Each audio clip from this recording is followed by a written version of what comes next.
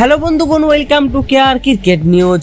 আজকে আমরা কথা বলতে চলেছি আইপিএল 2025 মরশুমে কিন্তু বর্তমান সময়ে বিসিসিআই পুরোপুরিভাবে বাদ দিয়ে দিল এবং পুরোপুরিভাবে হরতাল করে দিল। ম্যাচগুলো কন্টিনিউ করতে পারছেন না বিসিসিআই।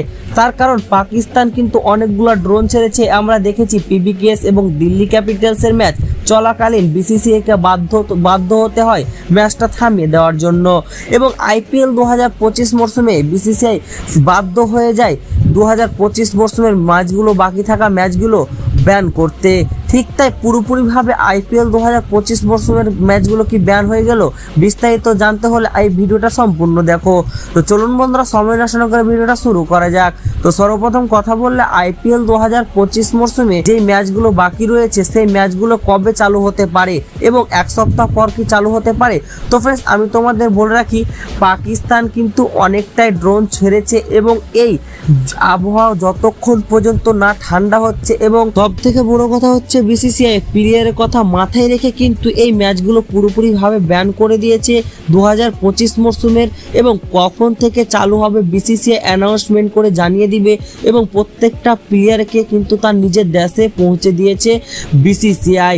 ঠিক তাই উল্টো দিকে আইপিএল 2025 মরশুমের কিন্তু ম্যাচ এখন পর্যন্ত পুরোপুরিভাবে ব্যান, এবং যতক্ষণ পর্যন্ত এই মামলাগুলো না ঠিক হচ্ছে এবং এই আবহাওয়াটা যতক্ষণ পর্যন্ত না ঠান্ডা হচ্ছে, বিসিসিআই কোনো সিদ্ধান্ত নিতে পারবে না। তো এটাই হচ্ছে জয় সাহার মন্তব্য। এবং তোমার কি মতামত? এই ম্যাচটি যে থামিয়ে দিয়েছে প্লেয়ারদের কথা মাথায় রেখে, এবং অনেক যে ক্রাউড আসতো, হয়তো অনেক যদি ক্রাউড এসে যদি কোনো ক্ষয়ক্ষতি হয়ে যায় তো ইন্ডিয়ার জনগণেরই ক্ষতি হতো। এবং এই কথাগুলো ভেবে ম্যানেজমেন্ট কিন্তু পুরোপুরিভাবে সিদ্ধান্ত নিয়েছে। আমার পার্সোনালি মনে হয় যে ভালো সিদ্ধান্ত নিয়েছে বিসিসিআই। তোমার কি মূল্যবান মতামত কমেন্ট বক্সে লিখে জানাও।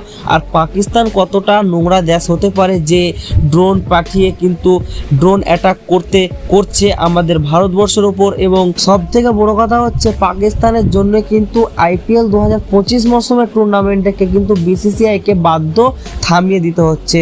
তো দেখা হচ্ছে আর নতুন অন্য কোনো ভিডিওতে। এবং আইপিএল 2025 মরশুমকে আদৌ হবে না 2026-এ একবারে কামব্যাক করবে প্রত্যেকটাই দল।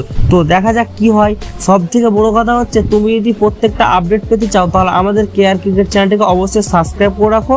তো দেখা হচ্ছে নতুন অন্য কোনো ভিডিও। ততক্ষণ পর্যন্ত তোমরা সব ভালো থেকো। ধন্যবাদ।